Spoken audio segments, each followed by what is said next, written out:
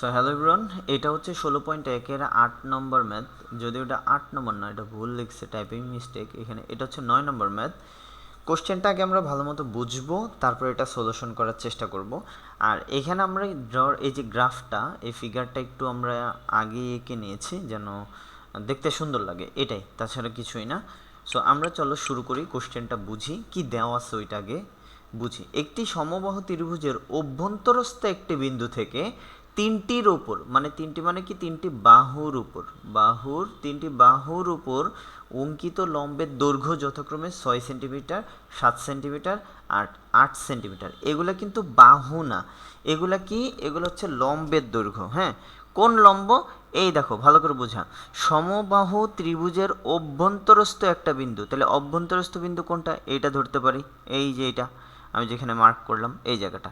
তাহলে এই জায়গা থেকে তিনটা লম্বের দৈর্ঘ্য দেওয়া আছে, একটা 6, একটা 7, একটা 8। এখন তুমি বলো তো, এইখান থেকে আমরা যদি ত্রিভুজটার নাম দেই এ বি, তারপরে কত হতো, এটা হচ্ছে সি। এখন লম্বের দৈর্ঘ্য কোনগুলো হবে? লম্বের দৈর্ঘ্য দেখো আমি বলতে পারি যে এইখানে ডি, ভালো করে বুঝবা, ডি, তারপরে ই, এটার নাম দিলাম হচ্ছে এফ। ওকে, ডিএফ। তাহলে ও ডি, এটার নাম যদি আমি এখানে ছোট্ট করে দেই ও, তাহলে ও ডি এর দৈর্ঘ্য কত এখানে বলো? ওডি এর দৈর্ঘ্য হচ্ছে, দেখো ওডি এর দৈর্ঘ্য হচ্ছে, আমরা ধরতে পারি এটা হচ্ছে 6, এটা হচ্ছে 7, এটা হচ্ছে 8। এগুলো কিন্তু অ্যাপ্রক্সিমেট ভ্যালু, অ্যাকচুয়াল ভ্যালু না। ওকে, তাহলে আমাদের এখানে তিনটা লম্বের দৈর্ঘ্য দেওয়া আছে। তিনটা লম্বের দৈর্ঘ্য কই থেকে? আমরা এটার বলে বেসিক্যালি এটার নাম হচ্ছে ভর কেন্দ্র। মধ্যমাত্রায় যেখানে যুক্ত হয় সেটা হচ্ছে ভর কেন্দ্র। আর ওই মধ্যবিন্দু থেকে যদি আমরা লম্ব টানি, এই বাহুর ওপর লম্বটা নিই, তাহলে এইটা হচ্ছে এই বাহুটাকে সমান দুই ভাগে ভাগ করে ফেলে। এগুলো হচ্ছে লাগে আমাদের এমসিকিউ করতে গেলে লাগবে, বা বিভিন্ন ধরনের ত্রিভুজের উপপাদ্য পড়তে গেলেও তোমরা এগুলো শিখবা। সো এখন আমাদের ওই দিকে যাওয়ার দরকার নেই। আমার কথা হচ্ছে এই যে ওডি, ওডি এটা কত? ওডি হচ্ছে 6, তারপর হচ্ছে ও ই, এইটা হচ্ছে কত? এটা হচ্ছে 7, আর ও এফ, এগুলো আমরা একটু লিখে নিই, ও এফ হচ্ছে 8 সেন্টিমিটার এগুলো। হ্যাঁ, এগুলো সবগুলো লম্ব। এখন ভূমি কত? এই ত্রিভুজের ভূমি কত? যেহেতু বলছে সমবাহু ত্রিভুজ, তাই না? তাহলে প্রত্যেকটা বাহুর দৈর্ঘ্য কী হবে? সেম হবে। তো সেম যদি হয় আমি ধরে নিতে পারি, আমি একটা কিছু ধরে নিতে পারি, প্রত্যেক বাহুর দৈর্ঘ্য ধরে নিলাম হচ্ছে এক্স। এটা দেখা যায় না, অন্য একটা কালার নিচ্ছি। সো আমরা ধরে নিলাম প্রত্যেক বাহুর দৈর্ঘ্য কত? এক্স, এটাও এক্স, তারপর হচ্ছে এইটাও, এই বাহুটার দৈর্ঘ্য এক্স, এই বাহুটার দৈর্ঘ্য কত? এক্স। তিনটা বাহুর দৈর্ঘ্যই এক্স। তো ধরার পরে এখন বলছে যে ত্রিভুজটির বাহুর দৈর্ঘ্য আর ক্ষেত্রফল নির্ণয় করো। তাহলে দৈর্ঘ্য মানে কি? এক্স, এক্সের ভ্যালু বের করতে পারলেই তো আমি সমবাহু ত্রিভুজের যে ক্ষেত্রফলের সূত্র আছে, সূত্রটা একটু রিমাইন্ড করে দিই আমি তোমাদের, সেটা হচ্ছে √3/4 এ স্কোয়ার। এটা কিন্তু সমবাহু ত্রিভুজের ক্ষেত্রফলের সূত্র। ওকে, সো এইটা আমরা অ্যাপ্লাই করব। এ মানে এইখানে এ না, এইখানে আমাদের হবে, যেহেতু এক্স ধরছি তাহলে এক্স স্কোয়ার হবে। সো এই হচ্ছে আমাদের সামগ্রিক কথাবার্তা এখানে। তো আমরা চলো শুরু করি বিসমিল্লাহ বলে। আমরা যেই কথাটা লিখতে পারি যে এইখানে কিছু বাংলা কথা লেখা লাগবে, যে ত্রিভুজ এবিসি একটি সমবাহু ত্রিভুজ। তাহলে আমরা লিখতে পারি যে মনে করি এ বি সি একটি সমবাহু ত্রিভুজ। এর অভ্যন্তরস্থ একটি বিন্দু, একটি বিন্দু হচ্ছে ও, এটা ধরে নিলাম ও। ঠিক আছে, এখন ও হতে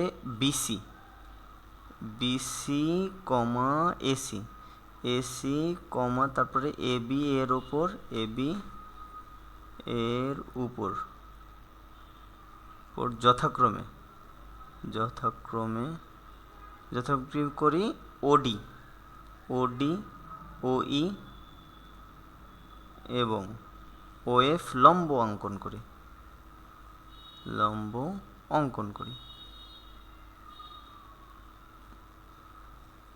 করার পরে এখন আমি কি লিখতে পারি? এখন এই যে কথাগুলো লিখে দিব, যে অতএব সুতরাং ওডি ইকুয়ালস কত? 6 সেমি। ওডি ইকুয়ালস 6 সেন্টিমিটার। তারপর ওই ইকুয়ালস কত দিতে পারবো? ওই ইকুয়ালস দিতে পারবো হচ্ছে 7 সেমি। সেমি। তারপর হচ্ছে ওএফ ইকলস কত দিব, ওএফ ইকলস হচ্ছে 8 সেমি। ভালো করে বুঝো, খুবই সিম্পল ম্যাথটা, সিম্পল করতে পারলেই তোমার জন্য এটা ইজি হয়ে যাবে। হ্যাঁ, এত কমপ্লেক্স কিছু না। এখন আমরা লম্ব তো পেয়ে গেছি, এখন আমাদের বাকি আছে কি বাহু দৈর্ঘ্য ধরা বাকি আছে। তাহলে ধরি এবার আমরা একটা অন্য কালার নেই, ধরি ত্রিভুজটির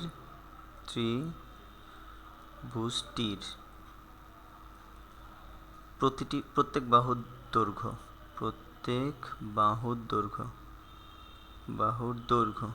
তাহলে প্রত্যেক বাহুর দৈর্ঘ্য কত, প্রত্যেক বাহুর দৈর্ঘ্য হচ্ছে x সেন্টিমিটার। তাহলে ত্রিভুজের ক্ষেত্রফলটা কি হয়ে যাবে, যেহেতু সমবাহু ত্রিভুজ তাহলে ত্রিভুজের ক্ষেত্রফল, অতএব ত্রিভুজটির ক্ষেত্রফল। সো আমরা ক্ষেত্রফল লিখে ফেলছি, ক্ষেত্রফল হচ্ছে √3/4, যেহেতু বাহুর দৈর্ঘ্য x, সো আমরা x² বর্গ কি দিব, বর্গ সেমি দিব, কারণ আমরা ডিরেক্ট মান বসাই ফেলছি, x বসাই ফেলছি।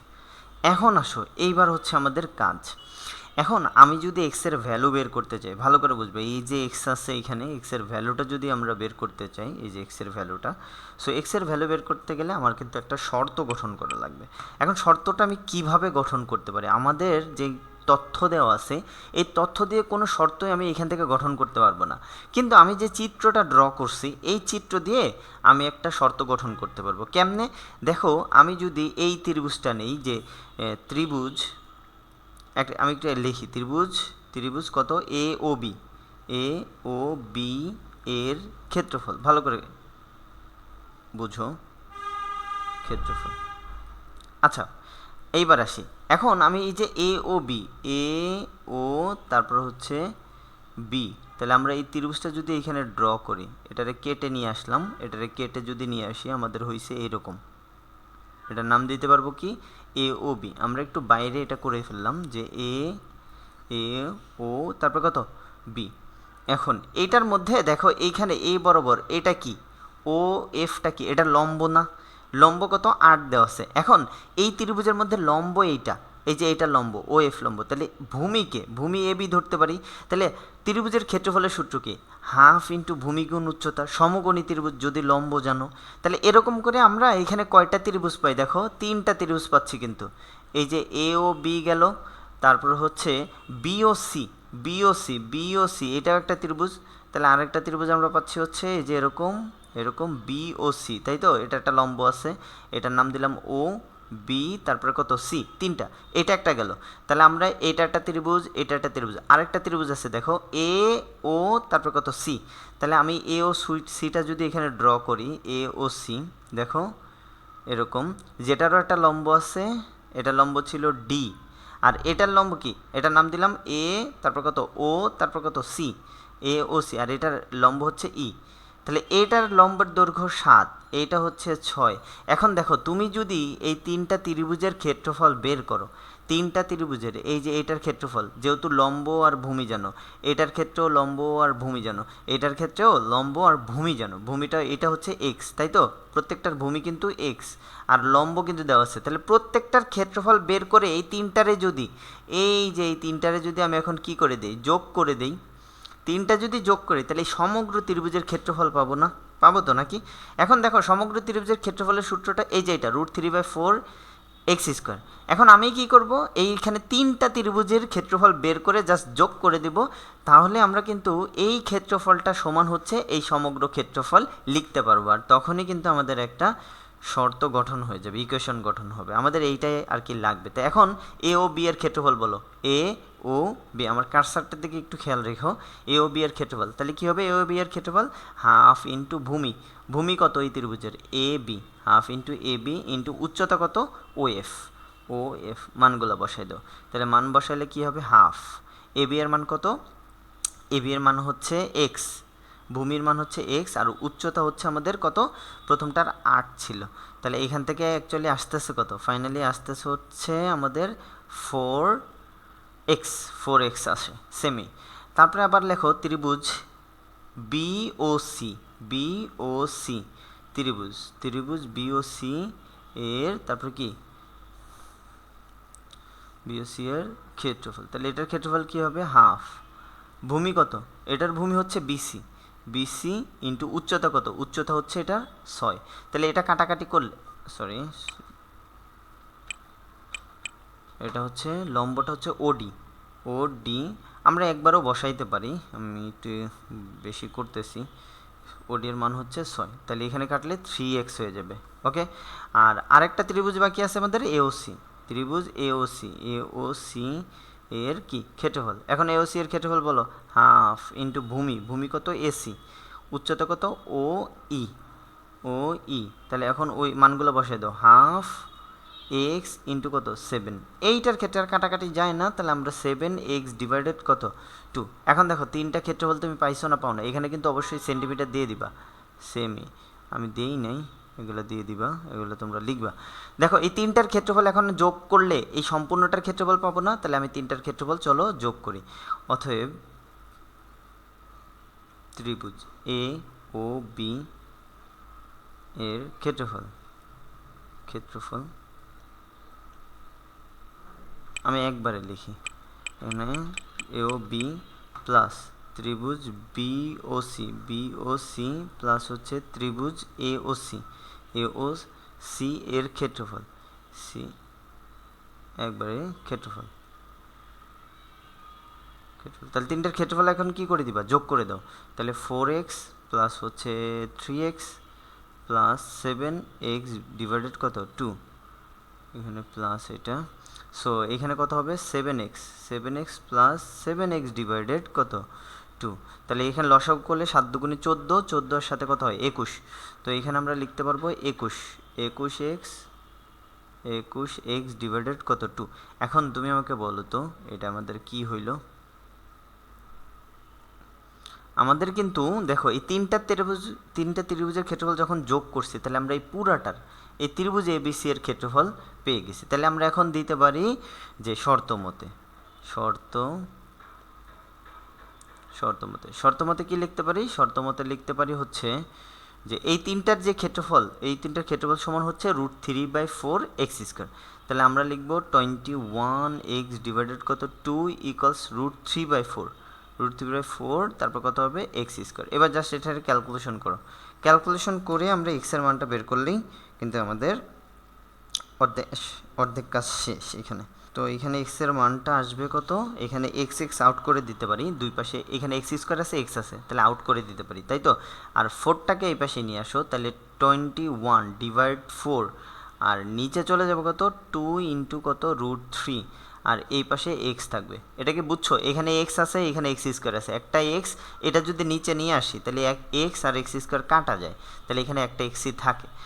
তো এখানে ক্যালকুলেশন করার পরে আমাদের যেটা ফাইনালি থাকতেছে সেটা হচ্ছে 24.249, তাহলে এখানে আসতেছে 24.249, এটা ক্যালকুলেটর থেকে আসছে, তোমরা ক্যালকুলেশন করে নিতে পারো, এটা আমি ক্যালকুলেটর দিয়ে করে নিলাম। তো x ইকুয়ালস আসবে হচ্ছে 24.249, 24.249। ওকে, তাহলে এটা কি হয়েছে বলো তো, একটা বাহুর দৈর্ঘ্য বের হয়েছে, তাহলে আমাদের কোশ্চেনে বলছিল কি ত্রিভুজের বাহুর দৈর্ঘ্য, তাহলে এটা আমাদের ডান, প্রথম কাজ শেষ। এবার আমরা কি করব, এটার ক্ষেত্রফল, তাহলে ক্ষেত্রফল নির্ণয়ের জন্য কি করবা, ক্ষেত্রফল নির্ণয়ের জন্য সিম্পল, এই যে আমাদের সমগ্র ত্রিভুজের ক্ষেত্রফল মানে ক্ষেত্রফল নির্ণয়, ত্রিভুজটার ক্ষেত্রফল, তাহলে ক্ষেত্রফল নির্ণয়ের যে এখানে তো দেওয়াই আছে √3/4x², x এর মানটা জাস্ট বসাই দিলে হয়ে যাবে, তার অতএব ত্রিভুজ এবিসি এর ক্ষেত্রফল, এবিসি এর ক্ষেত্রফল,